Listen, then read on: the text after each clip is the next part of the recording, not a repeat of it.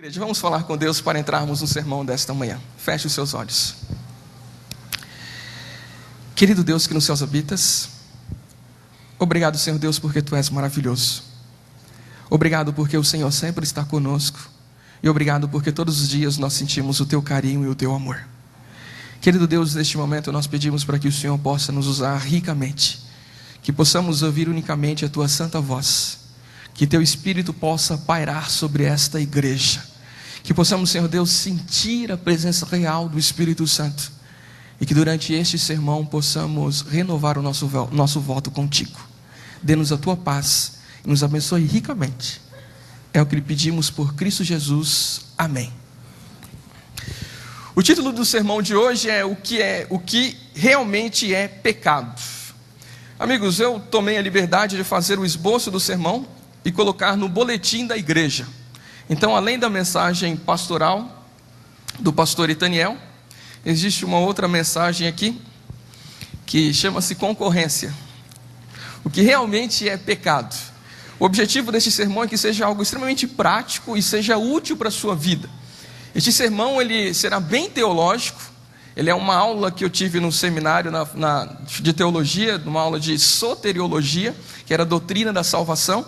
E eu coloquei aqui boa parte dos textos para que você possa divulgar esta mensagem, apresentá-la como um estudo bíblico e até possivelmente pregar em outros lugares, tá bom? Muito bem. Querida igreja, nós temos um problema muito grande para definir o que é pecado.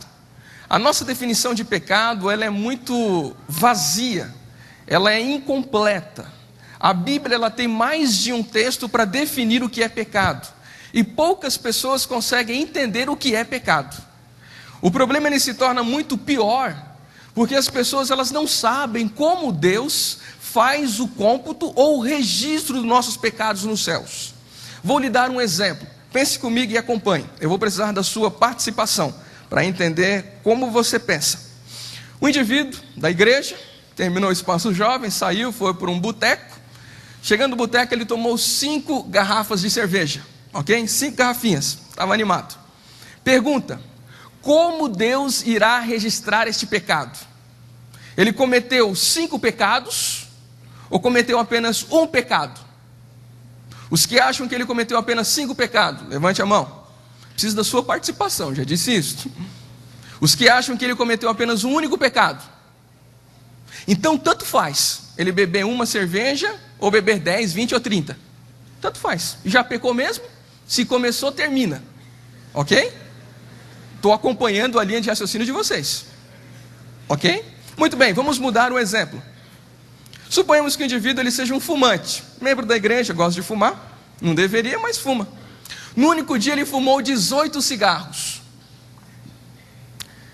Ele cometeu um único pecado ou 18 pecados? Quantos acham que foi apenas um único pecado? Levante a mão. E quantos acham que foram 18 pecados? O pecado ele vai ser levado por cada cigarro, pelo tempo gasto, no caso da cerveja talvez por copo. Como que Deus registra? Agora vou complicar um pouco mais. Suponhamos que o indivíduo solteiro, você sabe que sexo antes do casamento é pecado, saiu de manhã, encontrou uma moça, dormiu com essa moça, teve relação sexual com ela, 2 horas depois encontrou outra, dormiu também, 1 hora depois mais uma, depois mais outra. Pensa, já existe remédio, viu gente? Já existe remédio. Ao final do dia ele dormiu com 25 moças. Dá para vocês entrarem no sermão? Vamos entrar no sermão, é apenas uma ilustração. 25 moças. Ele cometeu apenas um único pecado, que foi o adultério, ou ele cometeu 25 pecados? Opa, mas no caso do cigarro e no caso da bebida você mencionou que era um só. Eu estou usando a mesma linha de raciocínio. E se as 25 moças fossem ao mesmo tempo? Entre na história, gente, entra na história. Eu quero que você entenda o tema. Eu quero que você entenda a complexidade do que é pecado. Como que Deus vai registrar isto?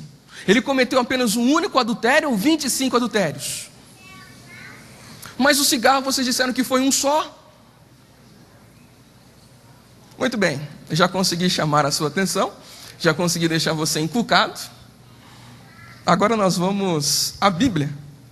Indo à Bíblia, nós vamos encontrar vários textos que vão definir o que é pecado, e fique tranquilo, a resposta dessas situações, elas vão vir durante o sermão, tá bom? O primeiro texto que a Bíblia define como pecado, eu escolhi 5 textos, embora hajam mais textos na Bíblia. Primeiro texto, 1 João capítulo 13, versículo 4, nós precisamos entender o que é pecado. 1 João capítulo 3, versículo 4, o que é pecado? João aqui ele faz uma definição, mas não é a única definição da Bíblia, existem outras definições também. 3:4.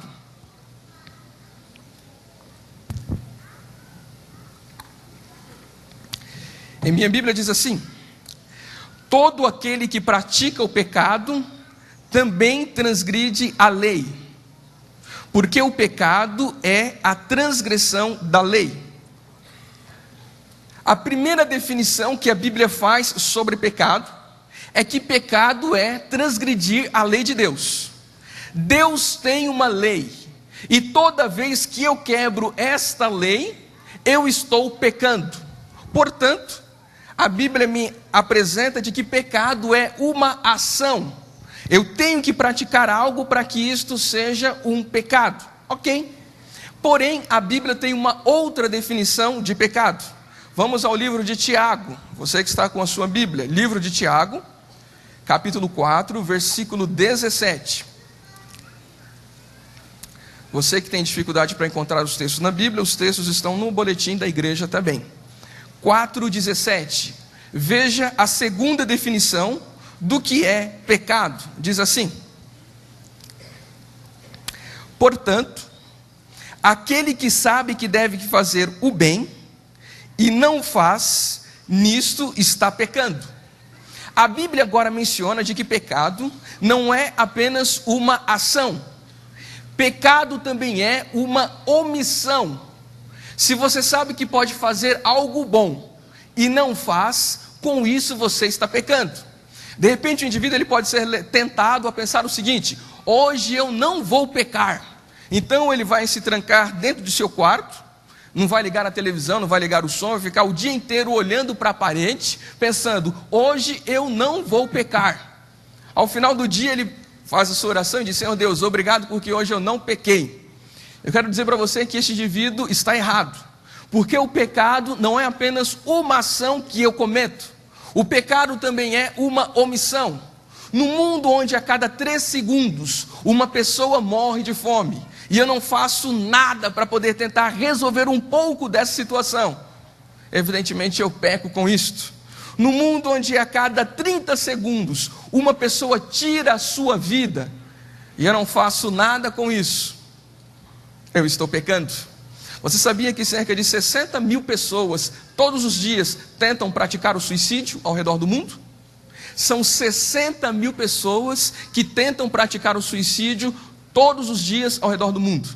As pesquisas dizem que a cada 20 tentativas, só uma pessoa consegue. Nós temos a solução, nós temos a mensagem, nós sabemos como resolver o problema através da Bíblia de Cristo Jesus. A minha omissão passa a ser um pecado. A Bíblia então me diz que pecado não é apenas aquilo que eu cometo, pecado também é aquilo que eu não cometo, pecado também é aquilo que eu não faço, é a minha omissão. A minha omissão passa a ser um pecado. Terceiro texto que a Bíblia menciona o que é pecado, livro de Romanos, agora a carta de Paulo a Romanos, capítulo 14, versículo 23. Embora o texto aqui fale sobre alimentação, dentro do texto existe um princípio, e é este princípio que nós vamos utilizar.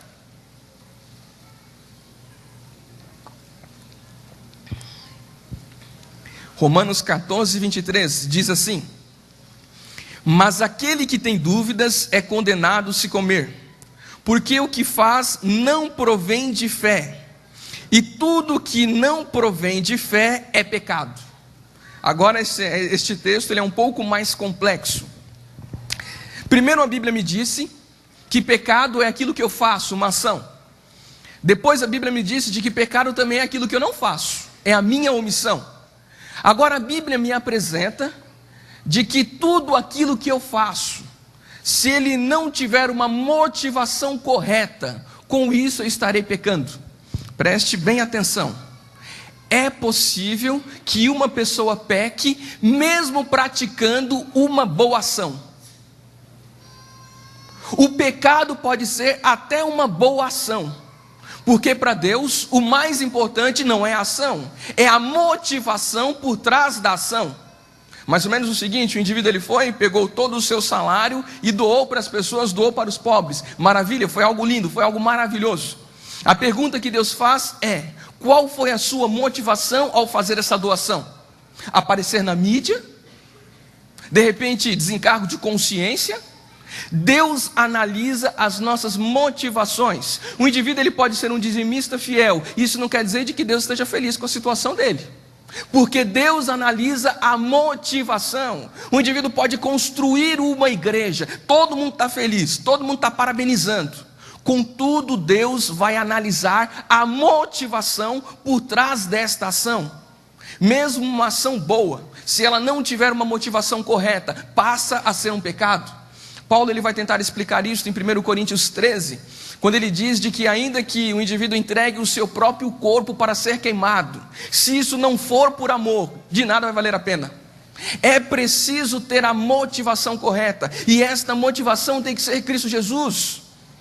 Se o indivíduo ele pratica uma ação, mas essa motivação não foi porque ele tem um relacionamento íntimo com Jesus, mesmo diante de uma boa ação, ele pode pecar. Você está acompanhando comigo? Pecado pode ser uma ação, pecado pode ser uma omissão, e o indivíduo pode pecar mesmo diante de uma boa ação. Aí você percebe de que a coisa está complicando. Quarto texto que vai nos definir o que é pecado. Dessa vez eu convido você a ir ao livro de Mateus capítulo 5, versículo 27 e 28. Embora Jesus esteja aqui falando sobre o adultério, neste contexto existe um princípio.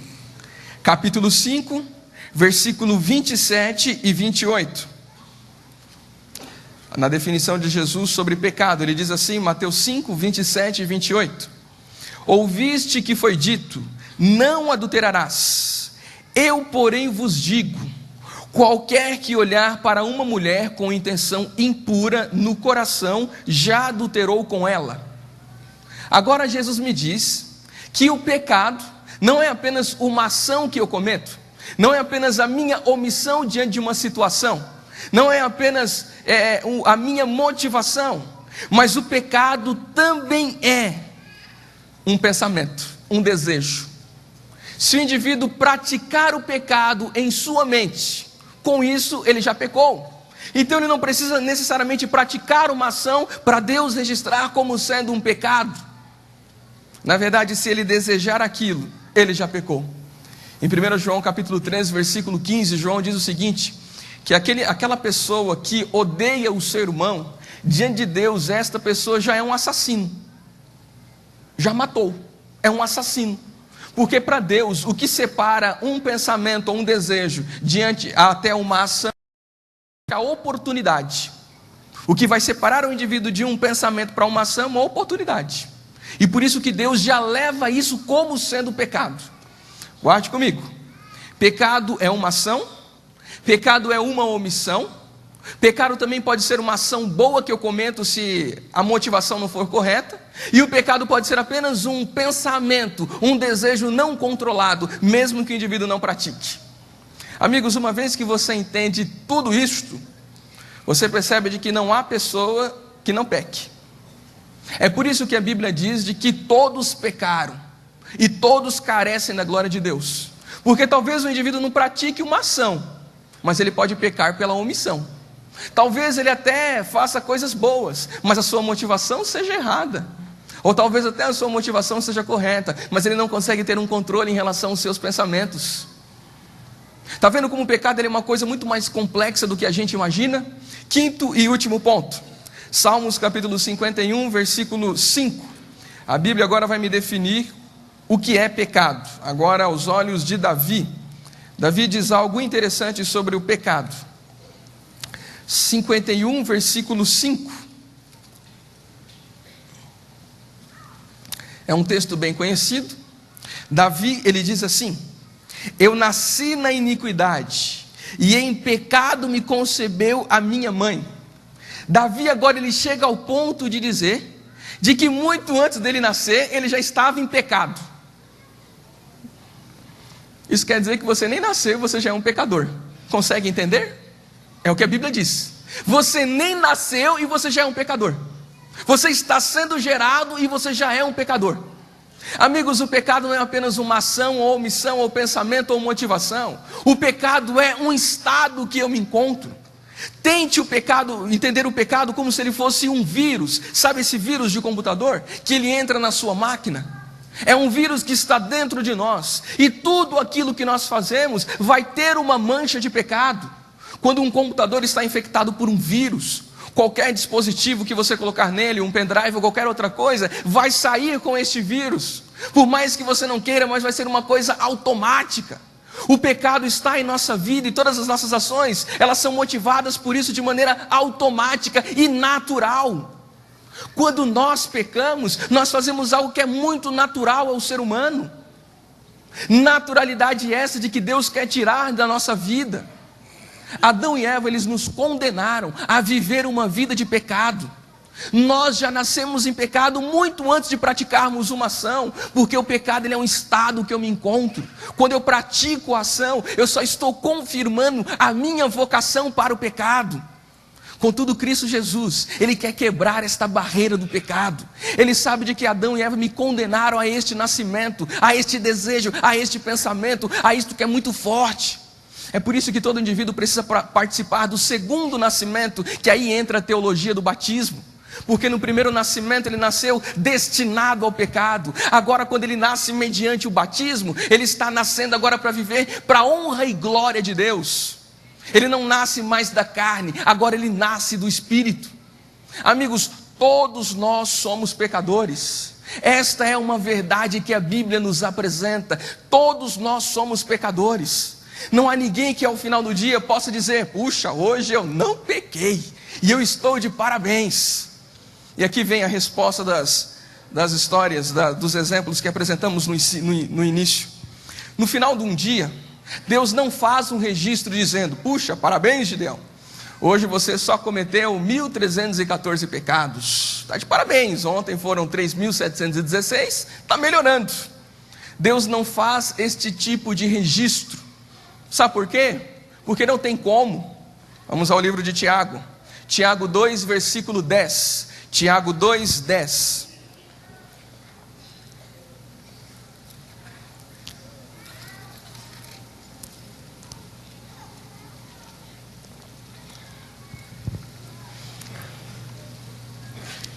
Tiago 2,10, a Bíblia diz assim: pois qualquer que guarda toda a lei, mas tropeça em um só ponto, se torna culpado de todos. Ninguém comete um ato isolado. Todos os atos, eles estão interligados. Por isso que está errado aquela terminologia que nós usávamos no passado. Olha, o indivíduo ele vai ser removido por causa do 7º mandamento. Está errado. Não é pelo 7, é pelos 10. Ninguém pratica um único pecado. Normalmente nós pegamos este texto e utilizamos este texto contra os outros evangélicos que não guardam o sábado. Mas lembre-se que este texto também é para nos transmitir uma mensagem. Na matemática de Deus, nós sempre ensinamos para eles de que 10 menos 1 é 0.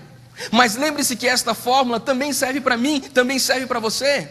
Isso quer dizer o seguinte: o indivíduo transgrediu o 2º e o 3º mandamento. Ao final do dia ele transgrediu quantos mandamentos? 10. O outro indivíduo transgrediu o 3º, 4º, 5º, 6º e o 7º. Ao final do dia, 10. O outro transgrediu o 1º, 2º, 3º, 4º, 5º, 6º, 7º, 9. 10.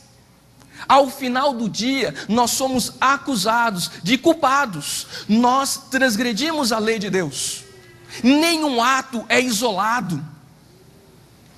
É por isso que Deus não vai registrar de que o indivíduo cometeu 18 adultérios. Deus ele vai apenas registrar de que este indivíduo ele é culpado e que ele transgrediu a lei de Deus. Mas talvez você possa ser levado e tentado a pensar: pastor, então se na matemática de Deus 10 menos 1 é 0. Tanto faz, então, em termos de registros, preste bem atenção, hein? Em termos de registro, tanto faz. Cometeu 1, ou cometeu 10, ou cometeu 20, ou 30, ao final do dia vai ser a mesma coisa. Então vamos aproveitar. Já que eu comecei o dia pecando, vou terminá-lo pecando. Vou fazer então tudo o que eu sempre tive vontade, porque ao final do dia, o registro vai ser apenas de que eu sou o culpado e que eu sou um pecador. Em termos de registro, vai ser assim mesmo. Porém, não se esqueça de um único detalhe. O pecado, ele acarreta 3 coisas. Preste bem atenção, está aí no boletim. 3 coisas. Primeiro, consequência. Segundo, uma punição. Terceiro, culpa. Todo indivíduo que peca, ele merece a morte eterna, a punição. Ok? É a primeira coisa que o pecado me traz. Segunda coisa, o pecado vai me trazer culpa. Eu sou o culpado diante de Deus. Terceira coisa que o pecado vai me trazer, consequência. Aqui entra o X da questão. O pecado vai me trazer consequência, ou consequências. O indivíduo, ele pode pedir a Deus perdão pelos seus pecados, e Deus pode perdoá-los. Mas nestas 3 coisas, Deus, ele só vai aliviar a punição, porque ele vai me dar a vida eterna. Ele não vai me atribuir a culpa, pelo contrário, ele vai me justificar mediante a justificação. Ele vai me declarar como sendo justo.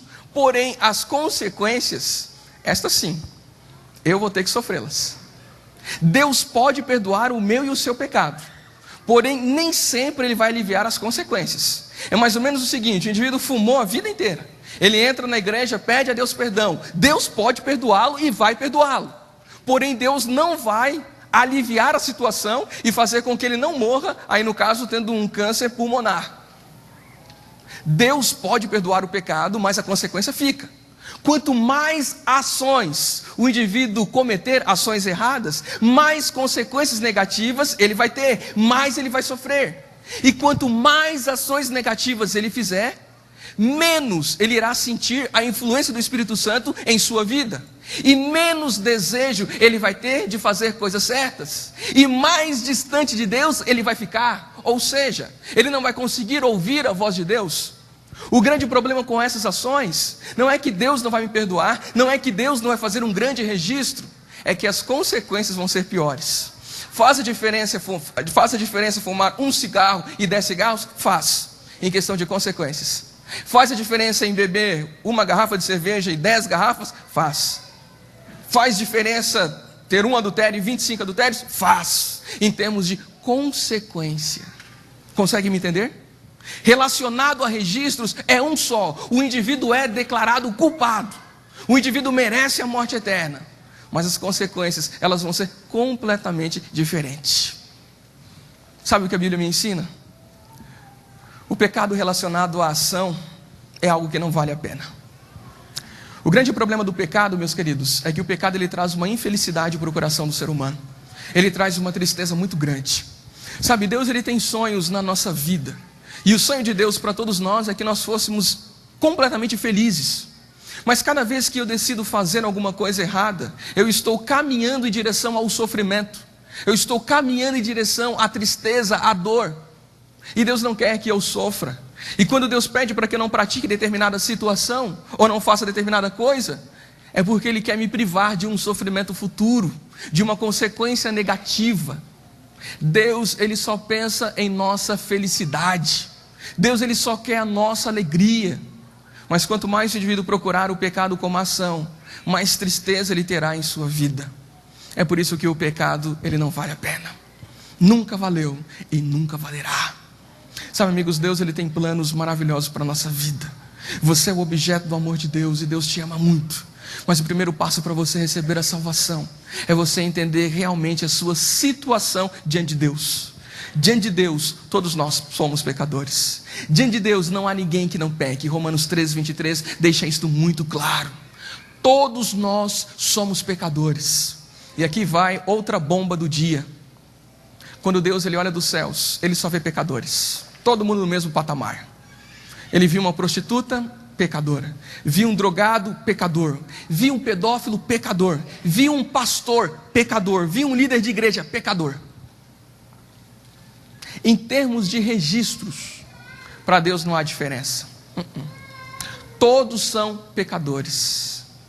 O correto entendimento deste texto faz com que você entenda a grandeza da salvação.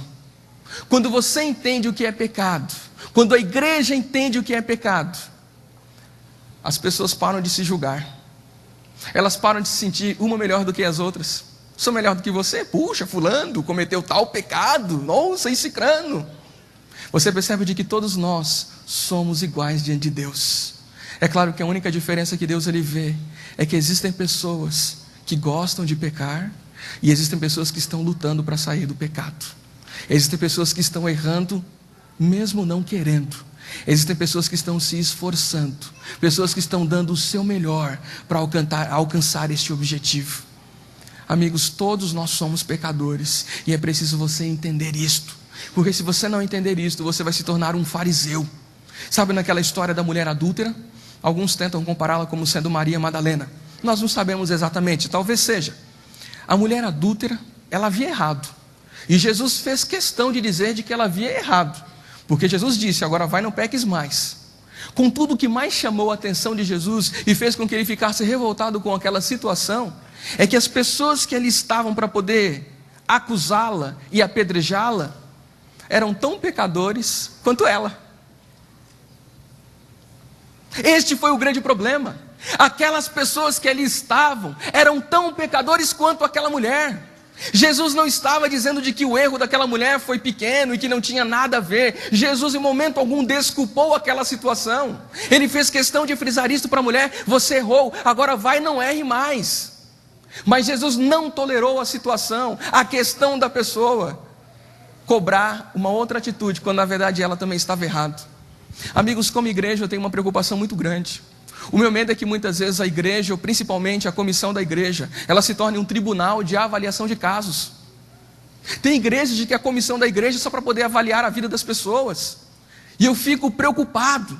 A minha preocupação é: que tipo de igreja que nós vamos ter? Porque eu não sou melhor do que essa pessoa. Uma vez eu ouvi uma frase no seminário. O pastor Reinaldo Siqueira, ele disse uma frase que abalou toda a minha estrutura. E ele disse assim: toda vez que nós removemos um membro da igreja, nós estamos removendo a nós mesmos.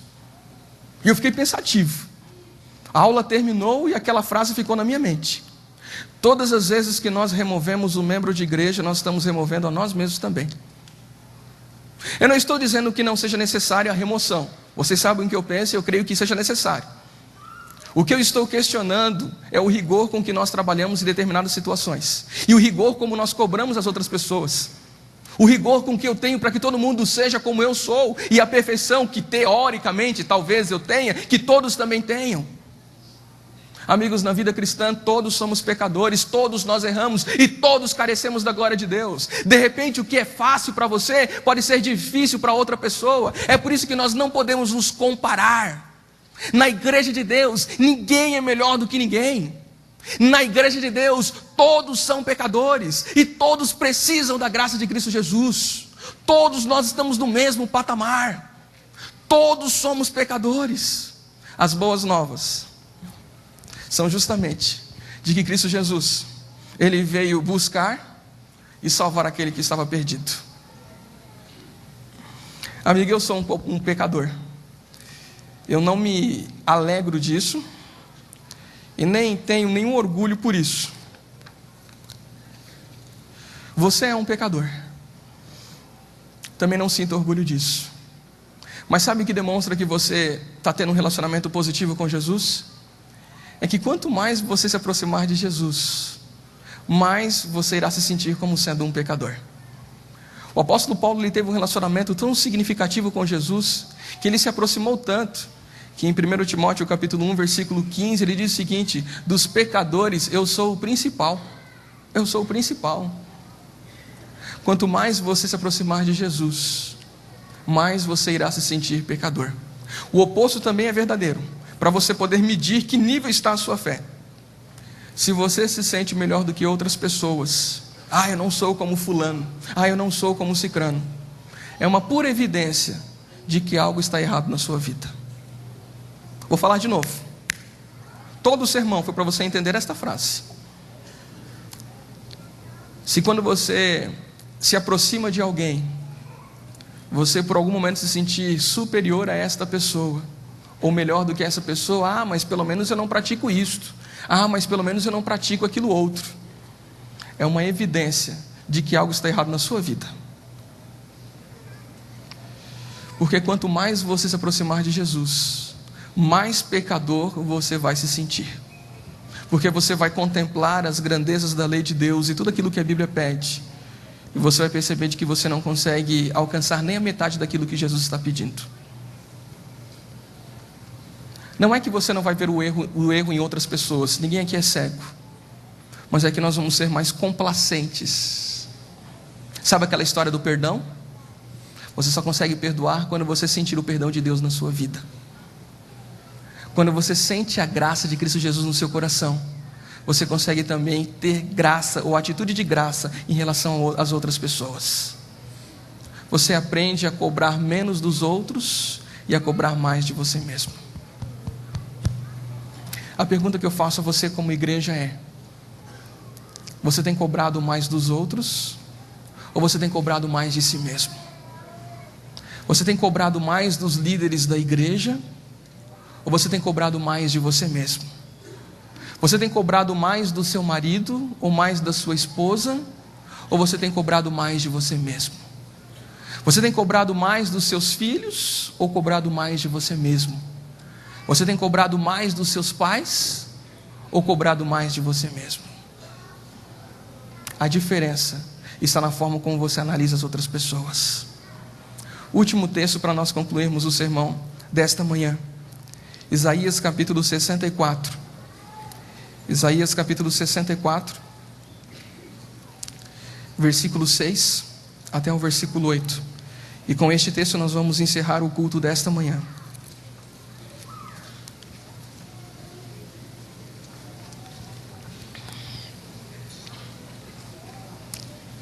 Isaías tinha um ótimo relacionamento com Deus.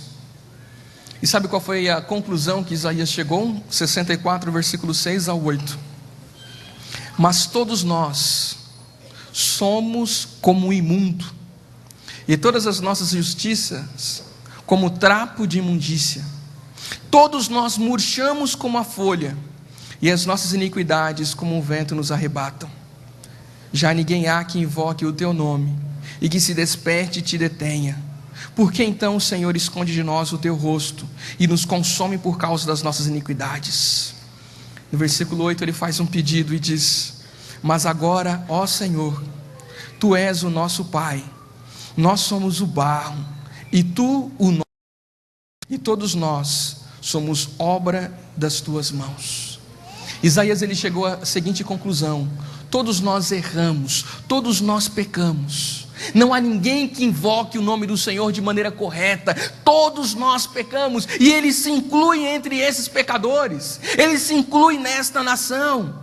Ele diz: nós precisamos de alguma coisa, porque as nossas ações não passam de trapos de imundícia.